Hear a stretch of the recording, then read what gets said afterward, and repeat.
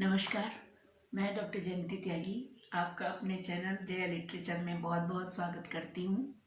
और आज हम संज्ञा प्रकरण के अंतर्गत पहले जो संज्ञाएं पढ़े थे, पद और संयोग संज्ञा, उदित संज्ञा, इन संज्ञाओं के बाद आज हम पढ़ने जा रहे हैं प्रगृह्य संज्ञा, घ संज्ञा, टी संज्ञा और एक दो और इसके आगे जो है और संज्ञाएं समय को देखते हुए पढ़ लेंगे।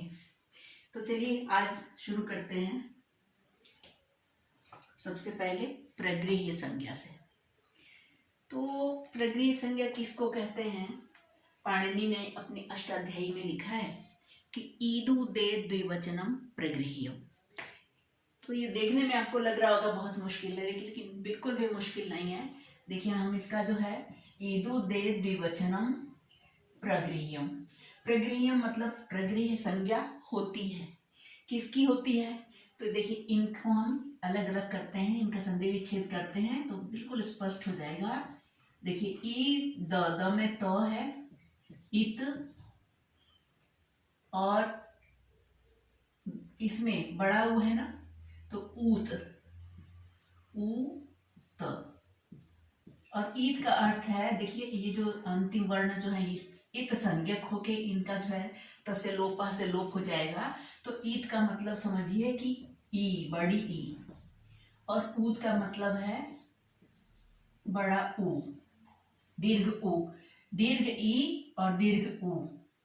और ईत, इत, ऊत हुआ अभी तक, है ना। इसके बाद ए है और ये दो में जो है दो को त बन जाएगा, तो एत है यहाँ पर, इत, उत, एत। और एत का अर्थ है ए। और इसके आगे एक शब्द दिया रहा है द्विवचनम, मतलब अगर द्विवचन में हो तो प्रगृह्य संज्ञा होती है।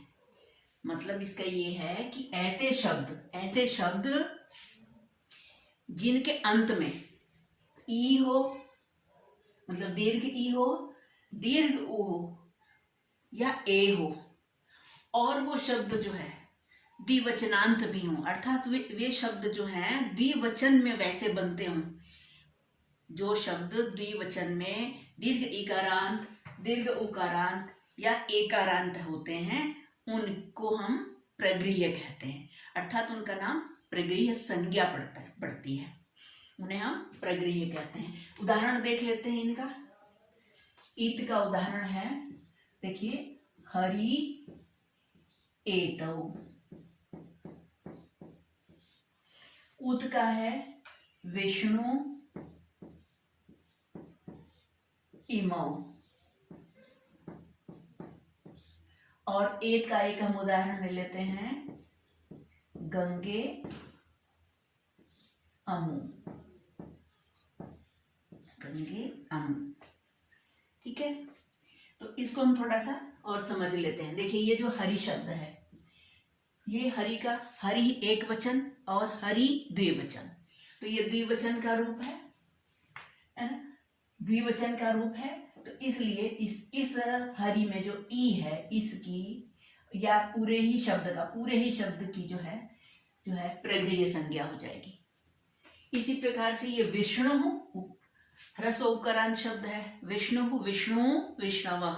विष्णु जो है द्विवचन का रूप है, तो और उकारांत है, दीर्घ उकारांत है, तो इसलिए इसकी भी प्रगृह्य संज्ञा हो जाएगी। इसी प्रकार से गंगा, ये जो गंगा है, गंगा, गंगे, गंगा, आकारांत स्त्रीलिंग है, तो इसलिए इसमें ये भी एकारांत है, और एकारांत है और द्विवचन है, तो इसलिए इसकी भी प्रगृह्य संज्ञा हो जाएगी। अब कोई कहे कि अच्छा ठीक है, अगर द्विवचनांत की ही प्रगृह्य संज्ञा होती है तो जो है रामौ है, क्या इसकी भी प्रगृह्य संज्ञा होगी? तो इसका उत्तर यह है कि नहीं। इन तीन स्वरों को छोड़ करके ये दीर्घ इकारांत, दीर्घ उकारांत और एकारांत ही, यही तीन स्वर हैं जो अगर किसी शब्द के अंत में हो, किसी पद के अंत में हो और वो द्विवचन का रूप हो, तो उसकी प्रगृह्य संज्ञा होगी। इन 3 स्वरों के अलावा कोई भी स्वर हो, कुल कितने स्वर हैं? 9 स्वर हैं। 9 में से ये 3 जो हैं, इन 3 की ही प्रगृह्य संज्ञा होगी, और वो भी तब होगी जब वो पद जो है द्विवचन हो, द्विवचनांत हो। तो ये 2 कंडीशन है इसमें, तभी जो है प्रगृह्य संज्ञा होगी। इसके बाद हम देख लेते हैं घ संज्ञा। तो घ संज्ञा जो है इसकी परिभाषा है, देखिए यहाँ लिखा है तरप तमपौ घ। मतलब यहाँ देखिए तरप, इसको हम अलग करते हैं, तरप और क्या बनेगा, देखिए तरप और तमपौ। तमपौ क्यों है? क्योंकि 2 हैं, द्विवचन हो गया, तरप और तमपौ। तो तरप का अर्थ है तर, और ये पद की जो है इत संज्ञा होगी, और तस्य लोपा से इसका लोप हो जाएगा, तो तरप का अर्थ हुआ तर, और ये क्या है? प्रत्यय है ना। तो तरप प्रत्यय, और दूसरा जो है तमपौ। तमपौ नहीं है, तमपौ इसलिए बना है क्योंकि ये द्विवचन बना दिया, समास कर दिया है। तरप तमपौ घ।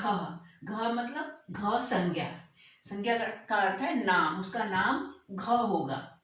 संस्कृत की जो पारिभाषिक शब्दावली है उसमें अगर किसी शब्द में तरप और तमप प्रत्यय लगे हुए हैं, तो वो जो प्रत्ययांत तरप और तमप प्रत्ययांत जो शब्द होगा उसकी जो है घ संज्ञा होगी, उसको घ कहेंगे। तो तरप का अर्थ है देखिए तर, और तमप का मतलब है, तमप का मतलब है ये तम। इसमें भी प की जो है इस संज्ञा हो जाएगी, और तस्य लोपा से उसका लोप हो जाएगा, तो क्या बचेगा? तम। तरप और तम, ये जो 2 शब्द अगर किसी शब्द में जोड़ते हैं, किसी पद में जोड़ते हैं, संस्कृत में तो पद होता है ना, तो पद में जुड़ेंगे तो वो जो शब्द हैं, जो शब्द बनेगा इनके योग से, उसकी घ संज्ञा हो जाएगी। उदाहरण जो है दिया है, मिला है, एक है कुमारी, कुमारी तरा, कुमारी तर है और स्त्रीलिंग है, तो इसलिए इसको हम आकारांत लगा देते हैं, कुमारी तरा। तम तर प्रत्यय के योग से जो बना है, कुमारी में तरप प्रत्यय लगा के बना है कुमारी तरा, और इसी को हम जो है तमप प्रत्यय लगा के बना देते हैं। देखिए कुमारी त म, और स्त्रीलिंग है तो जो है इसमें टा प्रत्यय लगा के कुमारी तमा, कुमारी तरा और कुमारी तमा। ये जो है 2 उदाहरण हमें व्याकरण की पुस्तक में मुख्य रूप से मिलते हैं, वो मैंने आपके सामने प्रस्तुत किया है।